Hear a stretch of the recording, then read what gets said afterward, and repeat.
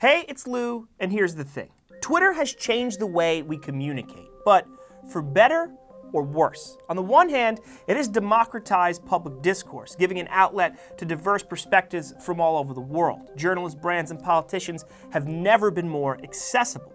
On the other hand, critics worry that Twitter fosters nasty arguments instead of healthy dialogue, that groupthink, outrage, and fake news not only overwhelm the platform, but spill into the real world. One media scholar described Twitter as a contagion and a social cancer. Do these problems stem from Twitter's design, from psychological manipulation that not only brings out the worst in us, but also facilitates addiction? Or is the platform a public good, a powerful tech tool that brings the world together? I know it's tempting to dismiss Twitter as a harmless diversion, an outlet for quips, corny jokes, and commentary on TV shows.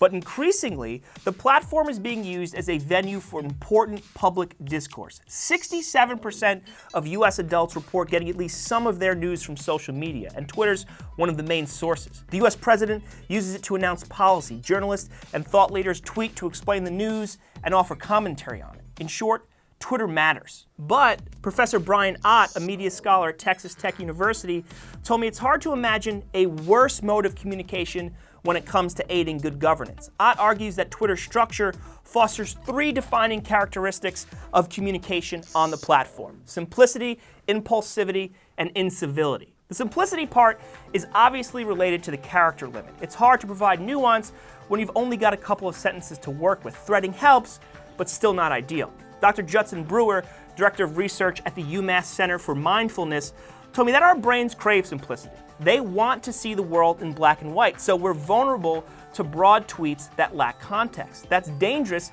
because we can trick ourselves into thinking we know the whole story when we're just reading a long headline, essentially.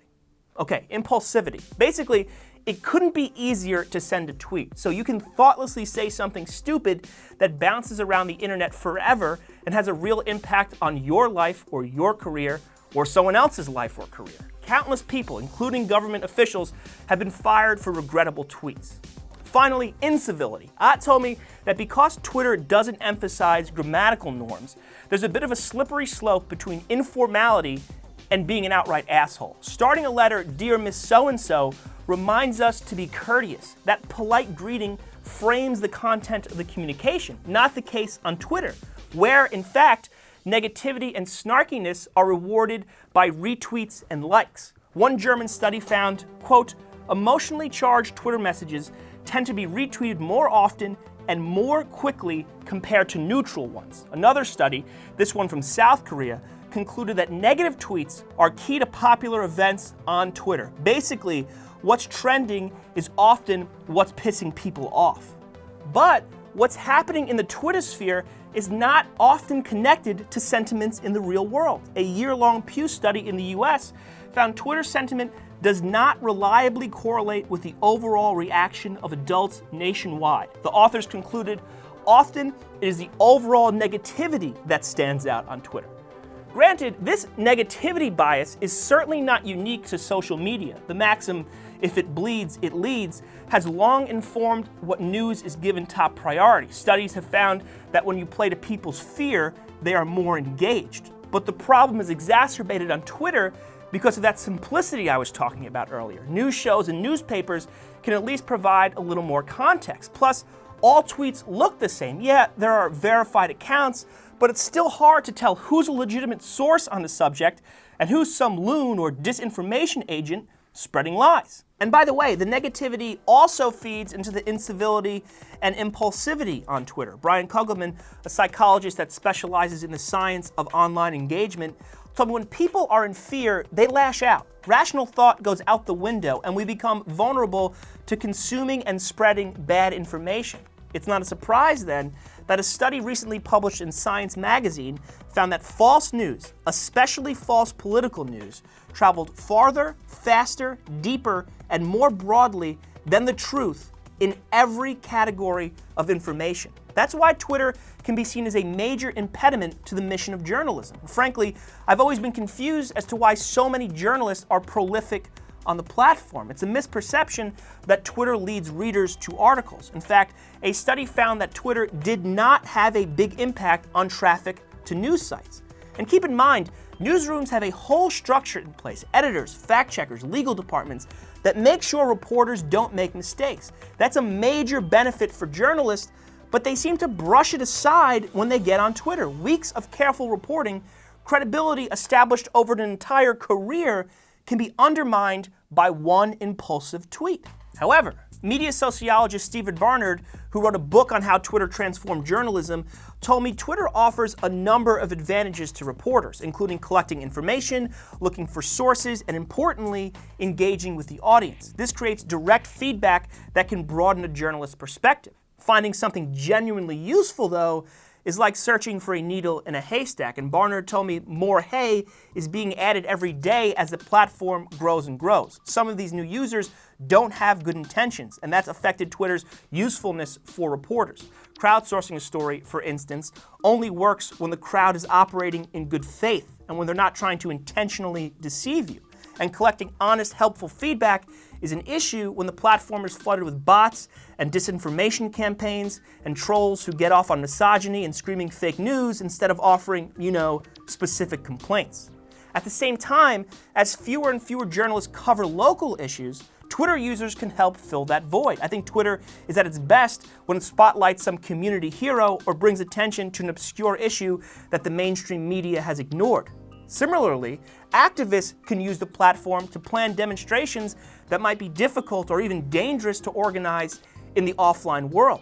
But you gotta remember, since pretty much anyone can say anything on Twitter, it's easy to spread hoaxes or to feel like you're some do-gooder when you're really just retweeting something, sort of easy hashtag activism that doesn't impact the real world. Look, I know I've been very critical of Twitter so far, and to be honest, I might not have been able to describe all these issues before doing this research, but I have personally felt increasingly dissatisfied with the platform.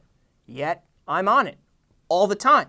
Brewer explained to me, Twitter might have some of us hooked because it appeals to one of our most basic needs, the instinct for self-disclosure, to talk about ourselves, to share what we think is funny and smart and will make us look cool. But we often have a false sense of how our tweets are being received. Not only is there no dislike button on Twitter, but we can literally mute. Brewer told me this distorts the feedback cycle. In real-life communication, we can read other people's facial expressions to get a sense of how things are going. On Twitter, it's more convenient just to focus on the affirmation from likes and retweets. And of course, Twitter plays into our fear of being left out. The little number next to our notifications, the bar that tells us how many tweets we missed since the last refresh, the parenthetical number on our browser tab that says the same.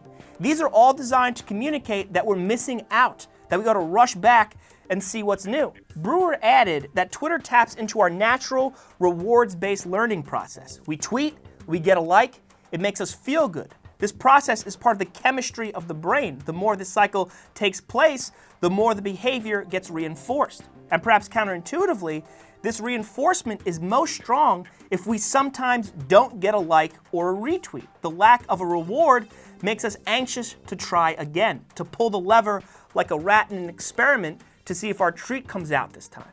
Now, to be fair, Kugelman thinks the idea that Twitter is intentionally pulling our psychological levers to addict us, well, he thinks it's ridiculous. Of course, Twitter is trying to optimize engagement, but there's no group of psychologists scheming to get us hooked. That borders on a conspiracy theory, he told me, and people can figure out when something's not working for them. Our brains have defenses against undesirable behavior. After all, hundreds of millions of users are on the platform, presumably without these issues. And if you truly think you're addicted to Twitter, you're more likely addicted to certain social needs that Twitter enables. For what it's worth, I sent Twitter a number of questions, including if they have psychologists on staff or as consultants to help with design.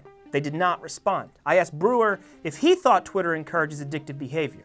He said, that's how they make their money. Yet, Twitter has recently prioritized health initiatives instead of user growth, purging fake accounts and giving the boot to users who engage in hate speech or election meddling. Now, there have been issues with these initiatives. Some conservatives claim their accounts are now harder to find using Twitter's search bar. But overall, Rollout issues notwithstanding, this is clearly Twitter's attempt at improving their platform. The unfortunate part is, they paid a price for doing what's right. After Twitter announced losing 1 million users, in large part due to the purge, the company's stock fell over 20%. Something similar happened to Facebook when it became clear its focus on privacy would negatively impact earnings. Which is a reminder, for Wall Street, the bottom line is the bottom line. But certain tech companies, like Twitter, like Facebook, don't just pump out widgets. They've reshaped society and how we communicate, even what we communicate. Perhaps then, the profit motive is less important than the public good. Okay, I'm gonna go live my life. Twitter is a very important one, not only to the Iranian people, but now increasingly to people around the world. And I wouldn't know a Twitter from a tweeter, but apparently it is very important.